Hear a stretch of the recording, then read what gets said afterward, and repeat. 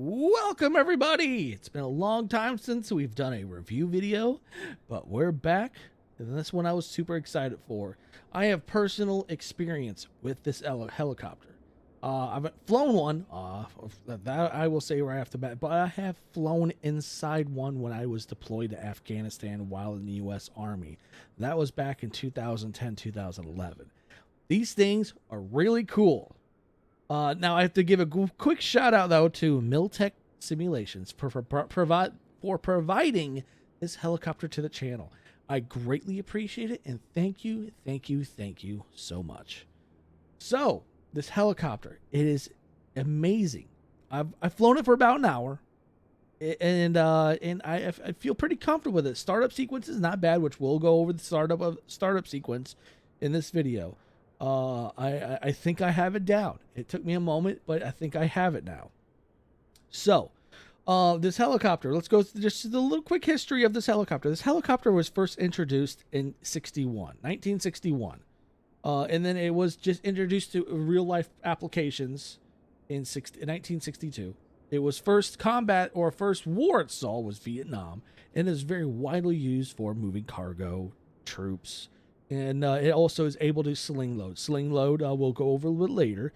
It's not an easy thing to do in this sim. I still have not been able to do it successfully because there is no, from what I can see through the settings and the manual, I didn't see anything where you can actually hover the helicopter. And I don't know if it actually has a setting that even in real life, but it is awesome. The sling load is basically you can carry externally. You can carry like a Humvee, artillery units, and stuff like that, like pallets. Internally, this thing can even hold some pretty crazy things. I mean, I've actually personally have seen one of these transported Humvee, which they actually have the cargo in this sim right here, where you can actually put a Humvee in the helicopter. I've seen it done in real life. It actually can happen. So, but there's three primary users of this aircraft. There are many countries use this aircraft. Many countries. But the three that I'm going to list is the United States Army, Japanese Ground Self-Defense Force, and the Royal Saudi Army, or the Royal Saudi Air Force. Over 1,200 as of 2012, over 1,200 have been built. Now, how many are in production or in use? I don't know. This thing is very widely used all over. This thing is highly textured in the sim, and I love it. I have to do the U.S. Army livery because go Army. The engines on this thing are powerful. So this thing has two engines.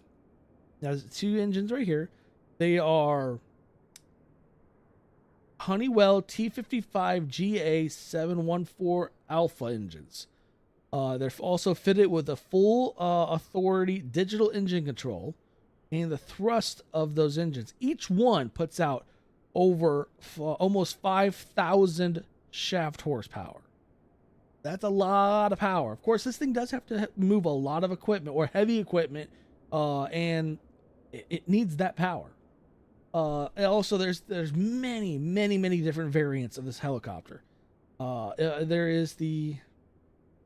have the CH47 Alpha, you have the ACH47 Alpha, then you have the Bravo, Charlie, Delta, and there's an MH47 Delta, then the MH47 Echo, and the list just goes on. There's so many different variants, and there's even one, I don't know what branch or what country is it, they have a refueler that you can put like long nozzle you can put on that comes with this thing, so this thing can do mid-air refuel, which is even more nuts that this thing can do mid-air refueling. I think it also can do, it has an ability to refuel others, I think, because you can put I think there's in real life, I don't think they put it in the sim, that you can put an extended fuel tank for refueling others. I think I could be also completely wrong, but anyways, this thing is awesome. I love it.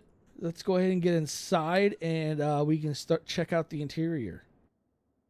So here is what everything looks like inside. Really highly detailed. Love it. Now, my controls have changed, and I'm not able to move around freely with my arrows anymore. I have to figure out what's going on. So I'm not sure what the heck is what changed, or if there was an update that came out that broke all my controls.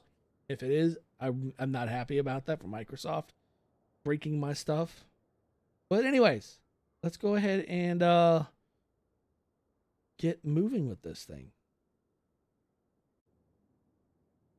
I did some rooting around, and I did find that they did change the settings of moving around freely in the cockpit, which now that I figured that out, we can do this. The interior of the helicopter. This is what the inside of a Chinook looks like, generally. I don't remember this much padding when I was in. I know there was a lot of, like, it's a lot of servos and stuff like this back here you see. Yeah, you get to see all kinds of stuff, like the hydraulic pumps, hydraulic lines that lead up to the ramp. But I just don't remember all this padding when I was in a Chinook. But not all Chinooks are the same, so. But yeah, this is what it looks like back here. We're going to go back up front. And then we're going to turn on the tablet. This is your EFB, your electronic flight bag. And we'll show you the loads. So this is the loads that you can put in here. Internally, Humvee, you can see the helicopter actually took a little bit of weight. There's your Humvee. Man, it is a tight fit when you put one of these in here, though. Honestly, it is a very, very tight. You have to fold the mirrors. This is an up-armored Humvee, too, so that's definitely a lot of weight for this thing. So let's go ahead and go back up here. We're going to click on pallet. And this is where all your pallets back here. All your supplies and shipment.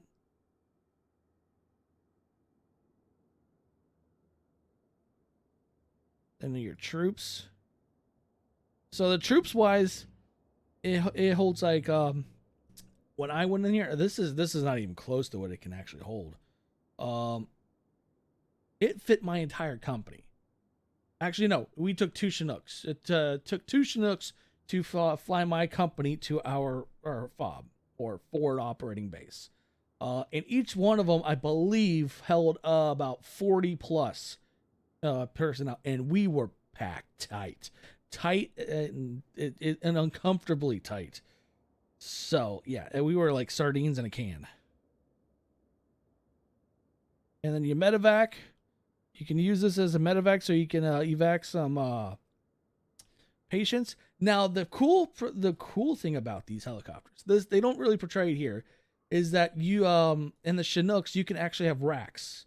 I believe if I remember correctly, they were like you were able to convert these some racks up here, so you can actually have like a patient right like towards the ceiling, and then patient below it, patient, and like that stuff like that. You can hold I think it said 12 stretchers or 8 stretchers, something like that. And I know you can hold more than 2. You can hold quite a few stretchers. And then you have a boat. Now, this is a really cool feature. Now, yes, there's a boat. You can't really do much with it. It's just in there. This helicopter can do a really cool ability where it can actually almost not fully float, but you can put the back end of the helicopter in the water, and this thing, you can just shove the boat on out, and there you go. You basically have a quick evac for a boat into the water. Special forces are known to do that. They're known to actually shove out the boats out the back like that and fully put the helicopter in the water in the back end.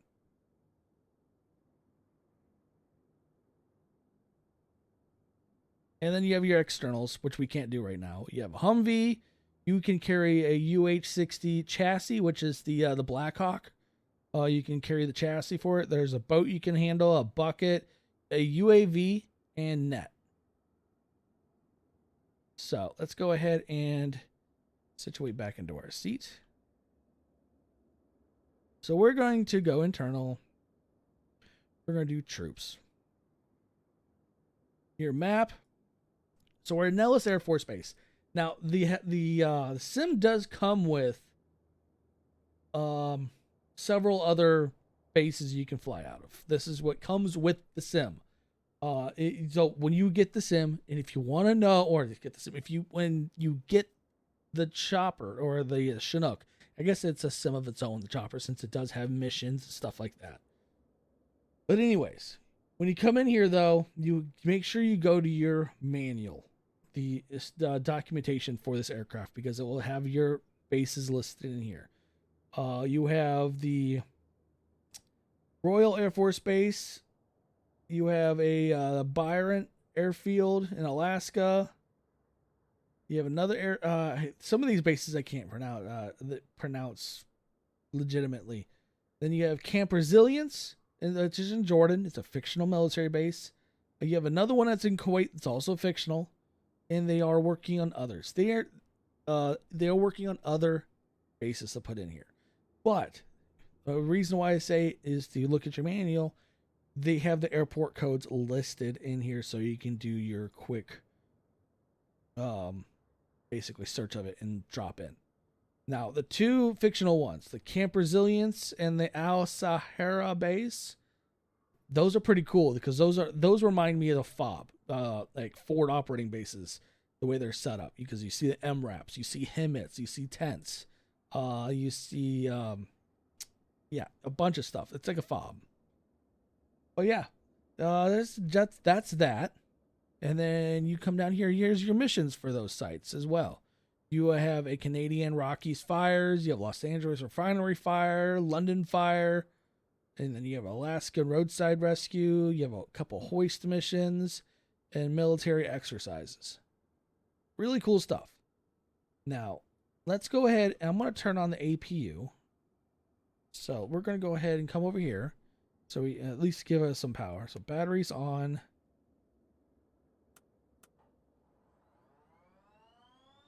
APU is winding up.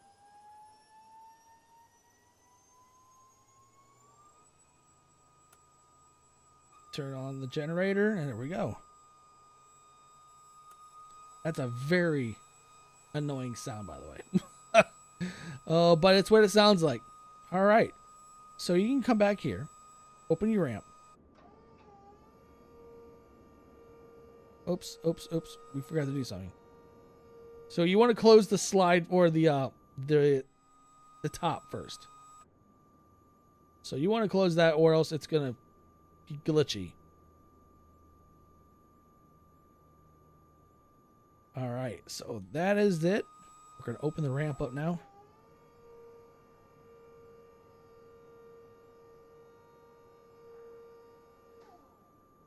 There's your troops back there, and the ramp is down. Then if you open up the slide.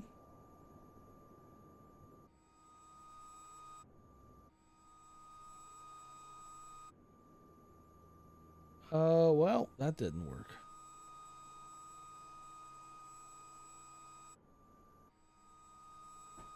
Open up this door, though.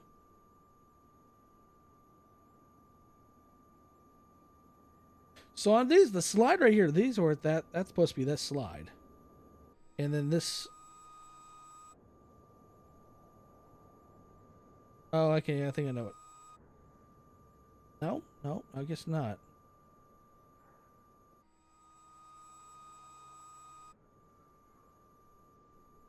Oh, stupid mouse. Alright, so when you open up the slide, I'm not sure why this is not folding out. I wonder if it's because the helicopter is not fully turned on. That could be why. But normally this would be down, and these are ramps. These are ramps right here so you can drive up in. Oh, it's glitched out right now. And then your hook. This is where the hook would come down. Or this is for your sling loading.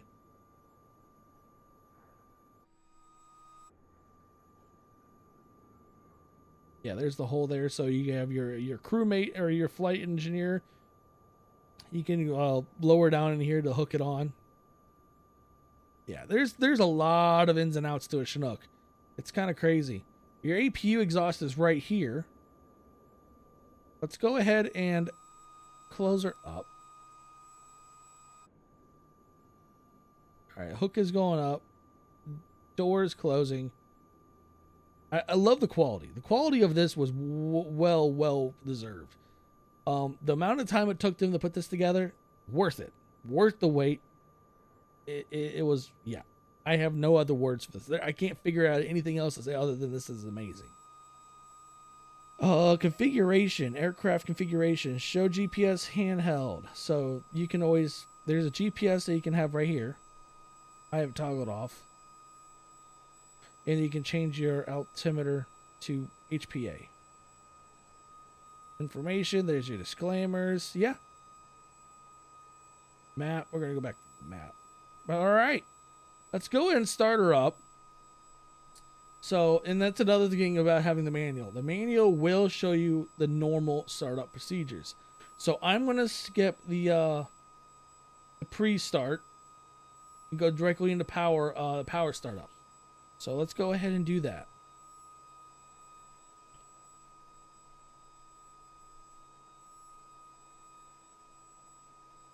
Power startup is going to be battery switch on. We already did that.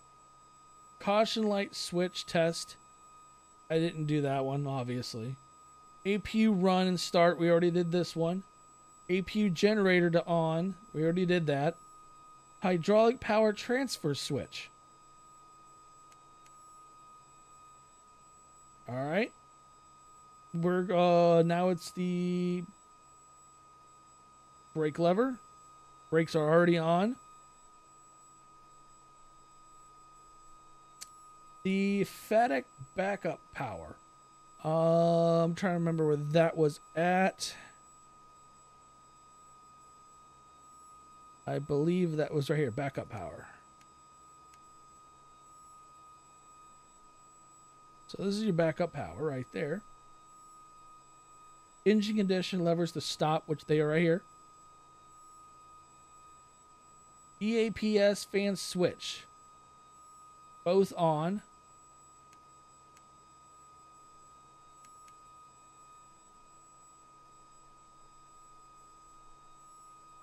All right, next is the engine start.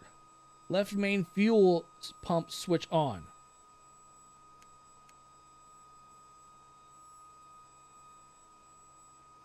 Fuel crossfeed switch open. Engine condition lever 1 to ground.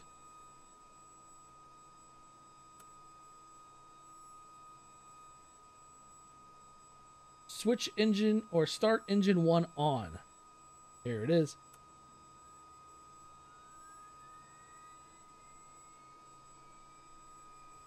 Oil transmission pressure 7 psi or above.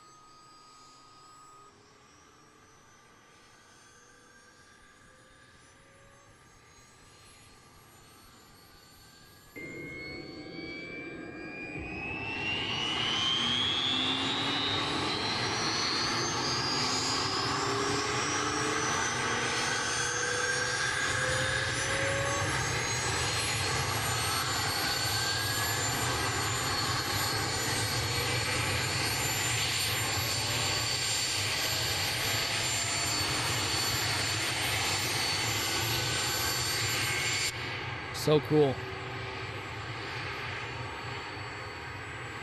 Then you want to come down here and check your engine or your transmission, oil transmission pressure. And I believe oil transmission, these are the temps. Oil transmission pressure. I think you want to get it above that yellow line or that red line right there. That's what that's my target. All right, we're right there at it. So we're going to then head to condition 1. Or condition, engine 1 condition. Good God. No. This switch is so funny. Stop it.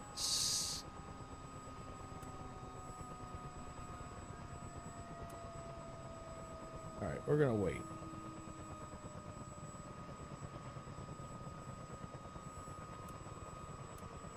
There we go.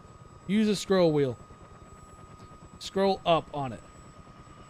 Alright, we're at flight now. Engine generator 1 on. I'm trying to remember where the generator switches are. There they are. Engine generator is on for 1. Alright, I'm going to flip on the fuel for the right side, for the main fuel. Alright, engine condition lever 2. Ground. Start engine 2. Same thing. Wait for PSI to go up.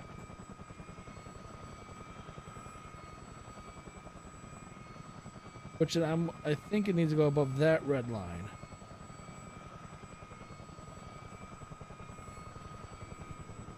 Or at least I'm gonna wait, give it time.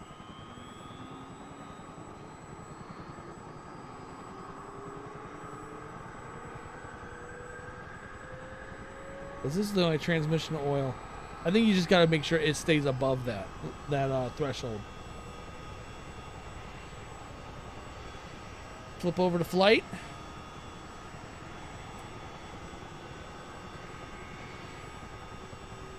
And generator 2.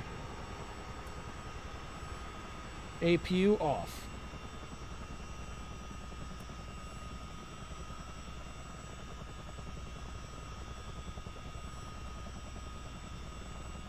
And that is the startup. Now it will. You still have these warnings right here. The EPAS doors. That's these right here. EAPS. Then they go away.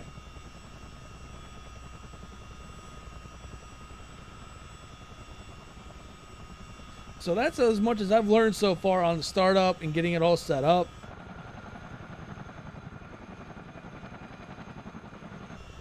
So, and I've also learned that you still have to taxi with this thing, because all helicopters, all aircrafts, you have procedures you have to follow.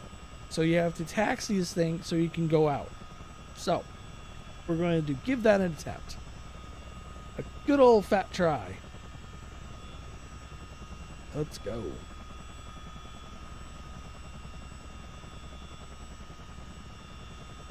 No, it helps if we disengage the brakes. There we go.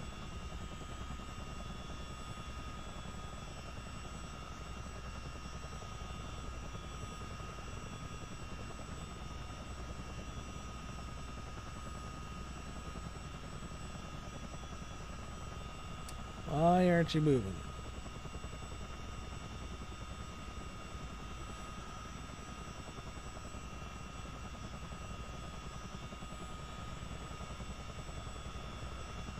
I just realized something else too. Some little tiny little things. Anti-collision. Just make sure I have everything switched.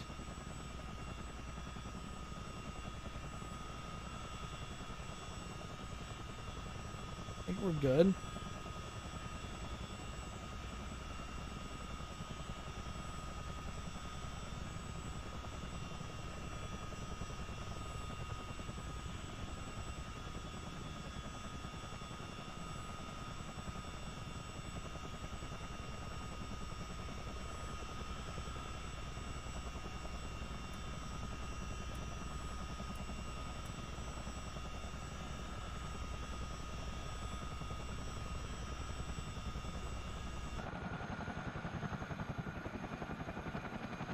The ramps isn't it. I know that. You can fly with the ramp down. Especially on the combat zone. We'll just put it up anyways.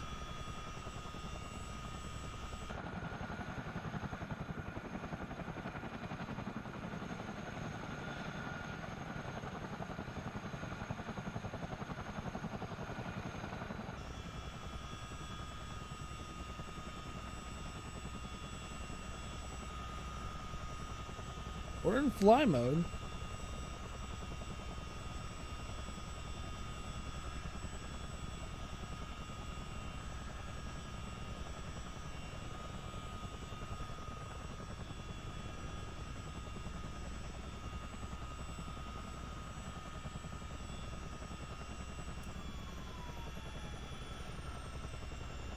That was turned off the wrong APU. I was like wondering what was going on.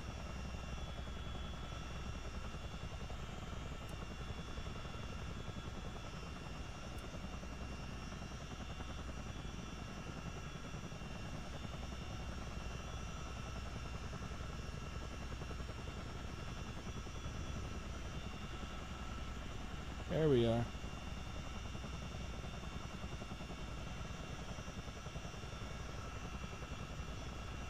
I thought I saw it. Wanted to go for a sec. There it is. It's kind of weird because I was like, all right. It was fine for a moment. Then all of a sudden it was like, nope.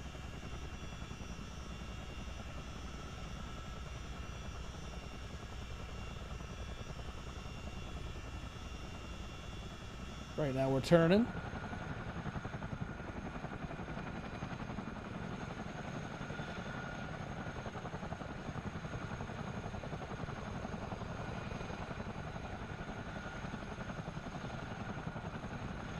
Going to the taxiing.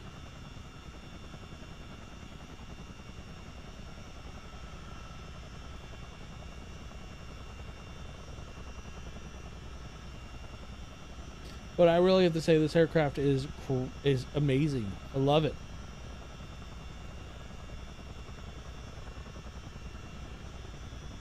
So we're just going to take off from right here. You can see I taxi. Basically, I have the stick pushing forward, and I'm just controlling the power so that it doesn't take off. But let's go ahead and take off. Right now, giving it a little bit more throttle.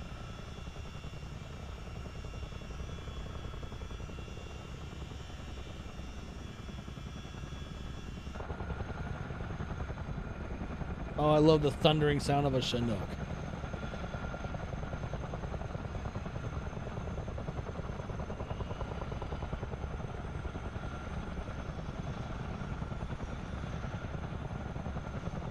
Now, these things, you can arm a Chinook.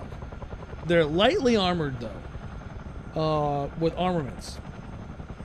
So your doors on your sides right here, like right here, and right here on the other side. They're known to have 240 Bravos or Limas, like machine guns mounted. And we're gonna go back inside, and I'll show you what I mean by this. We're gonna open the ramp up. So this ramp is sometimes open in a combat zone, and they will have another 240 mounted back here with like right on the edge, and guys sitting on the gate with with another machine gun. I have seen that one. Movies have portrayed it as well. But we're gonna go and close that back up now.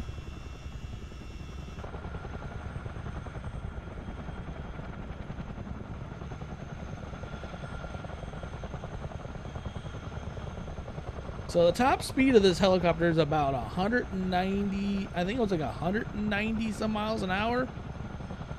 I thought it was still top secret, but I've been seeing stuff online. A lot of information about this helicopter is still classified.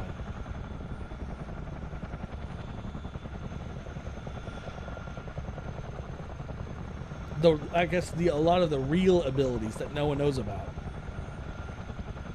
Well, let's actually, you know what? I'm curious. So, like, say if we had a boat in here. This is what it would do. Let's go over here to do Lake.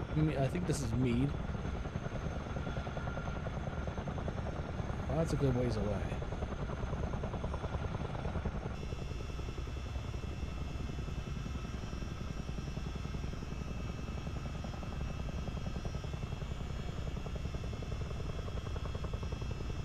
But right now, my whole opinion on this aircraft, it's worth it. $35.99 is the price tag on it, and it's worth every penny. I think especially for all the fidelity they did this thing, it's actually well below what I expected. I was expecting come out somewhere around $50.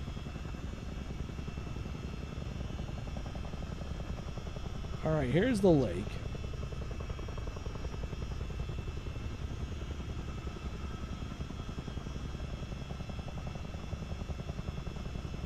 We're going to open the ramp up now.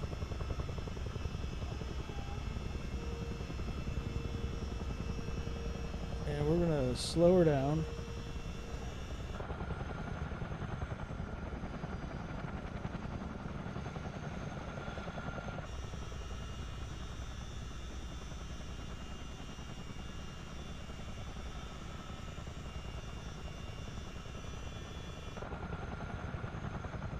Ooh, look at the wash you get off that.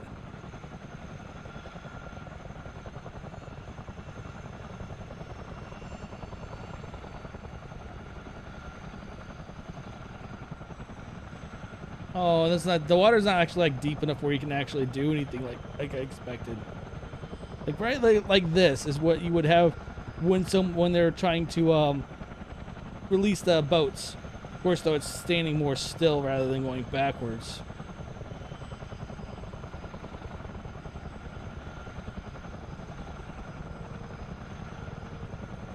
I love the wash.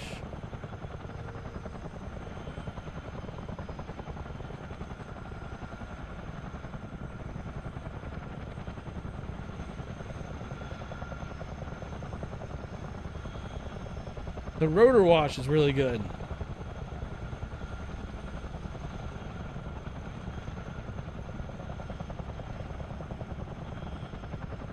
That was kind of a poor demonstration of that, but the water isn't like deep enough where you can actually like hover there, because usually they kind of use these sides right here as pontoons. Kind of. That's kind of what they are. Not really, but that's at least how they show them on videos.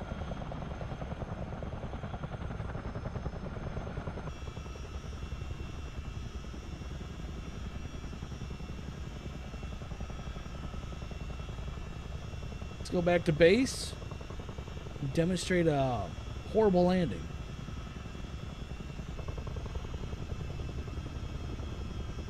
All right, we're coming back up on the base. We're kind of over speed right now. We're about 180 knots, 170 knots.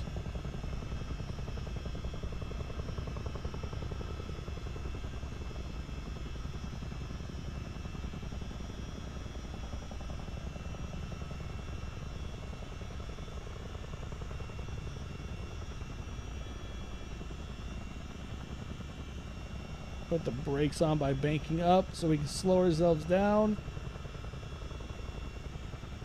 Dropping the power down.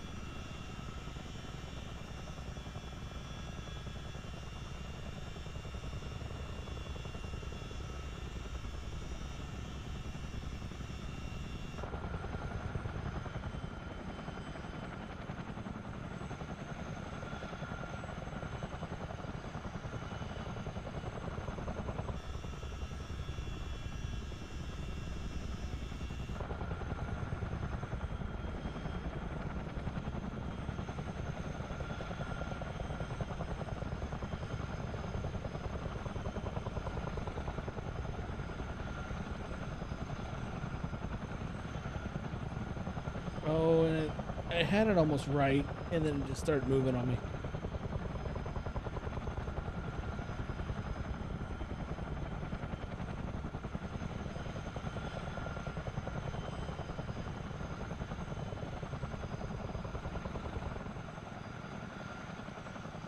Yeah, it's still not easy to land, but I need practice makes perfect. I need to do lots of practice with this thing. And I believe shut off, let's see. It's as simple as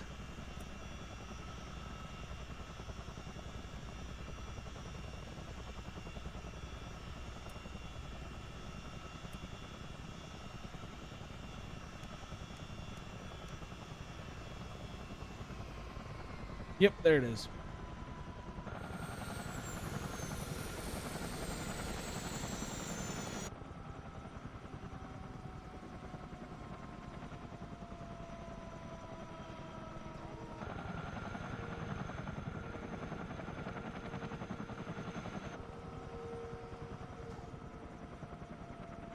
Rotor should start slowing down. I didn't see a rotor brakes.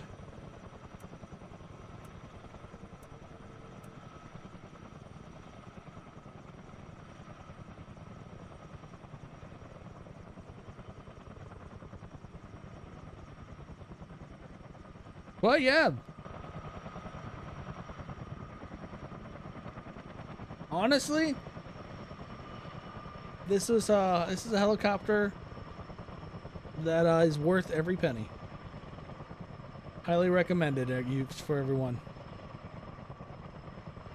So, I hope you guys enjoyed this. I'm hoping to make some more videos, maybe some shorts with this, and maybe have some more fun. If you haven't already subscribed, hit that subscribe button and hit that like button if you enjoyed this video. Have a good one, everybody. Later.